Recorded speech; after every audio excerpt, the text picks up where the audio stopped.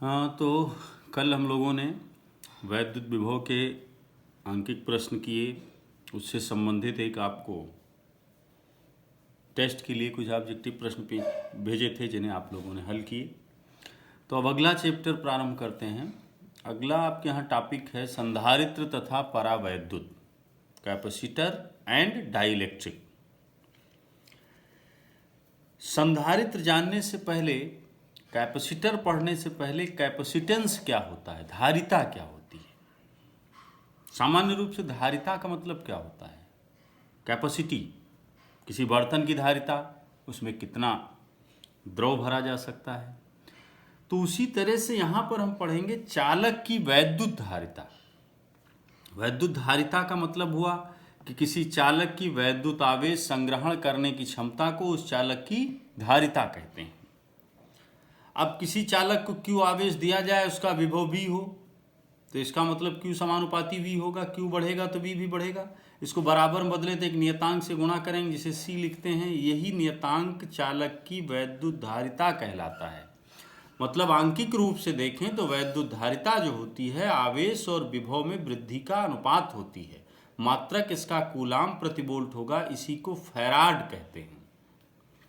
अतः किसी चालक की वैद्युत धारिता उस चालक को दिए गए आवेश व विभव में वृद्धि के अनुपात के बराबर होती है।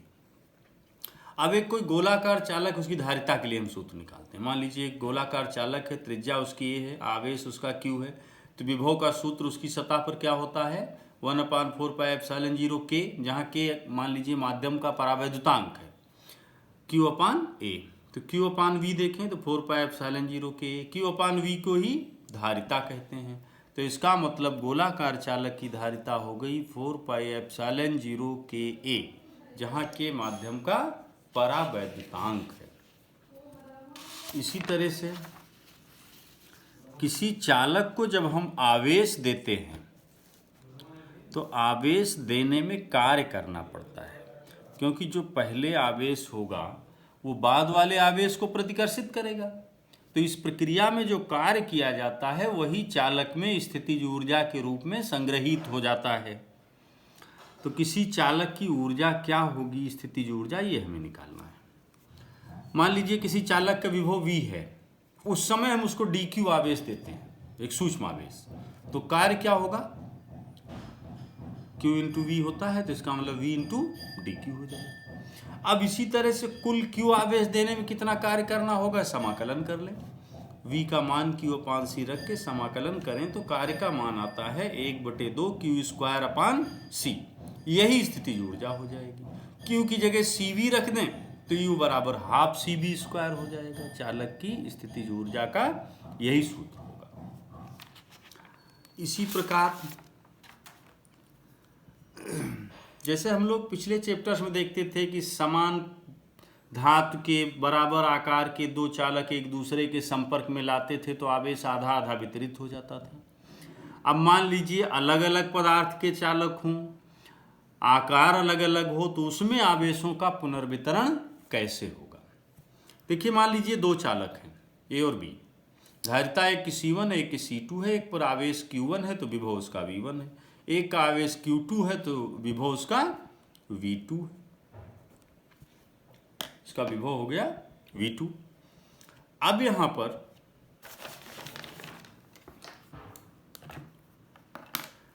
आवेश किधर से किधर प्रवाहित होगा, उच्च विभव से निम्न विभव की ओर। मान लिया हमने कि A का विभव उच्च है तो A से आवेश V की तरफ जाएगा। कब तक प्रवाहित होगा, जब तक दोनों के विभव समान नहीं हो जाएंगे। तो मान लीजिए उभयनिष्ठ विभव V है, और जब विभव V हो गया उस समय आवेश Q1' और Q2' है। तो उभयनिष्ठ विभव V कैसे निकालेंगे, कुल आवेश बटा कुल धारिता। कुल आवेश तो नहीं चेंज होगा ना, पहले जितना था उतना ही बाद में भी रहेगा। तो Q1 + Q2/C1 + C2, Q1 = C1V1, Q2 = C2V2। पुनर्वितरण के बाद आवेश अगर Q1' हो गया तो ये C1 × V विभव है, Q2' C2 × V। तो दोनों का अनुपात देखें तो धारिता के अनुपात में ही आवेश पुनर्वितरित होता है। कितना आवेश स्थानांतरित हुआ ये निकालना है। तो यहाँ पर हम जो प्रारंभिक आवेश एक चालक का था Q1 और बाद में हो गया Q1', दोनों का अंतर निकाल लें। तो ये यहाँ पर निकाल कर आपको दिखाया गया है। इस तरह से आप देखेंगे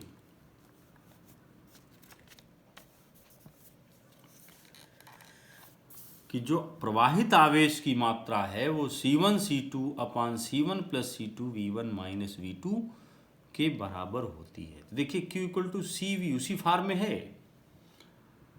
अब आवेश जब एक जगह से दूसरे जगह प्रवाहित होगा तो कार्य होगा तो जो उसमें संचित ऊर्जा है उसका ह्रास होगा।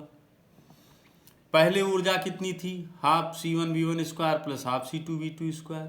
पुनर्वितरण के बाद ऊर्जा विभव समान हो गया तो half C1 plus C2 V square. दोनों का अंतर ज्ञात करें, तो अंतर ज्ञात करेंगे तो ये निकल कर आता है half C1 C1 plus C2 V1 minus V2 square. अब ये भी देखिए हाफ CV स्क्वायर के ही फॉर्म है। दूसरी चीज देखिए, धारिता ऋणात्मक होती नहीं है और विभवांतर का वर्ग है ये भी धनात्मक होगा। इसका मतलब ऊर्जा ह्रास धनात्मक में है। इसका मतलब हर स्थिति में ऊर्जा का ह्रास ही होगा, ऊर्जा का लॉस होगा, एनर्जी लॉस होगा यहाँ पर। तो इतने टॉपिक आज आप करिए गए, डेरिवेशन है, महत्वपूर्ण है। अब इन्हीं पर आधारित जानकारियों के आधार पर हम लोग संधारित्र पढ़ेंगे। धन्यवाद।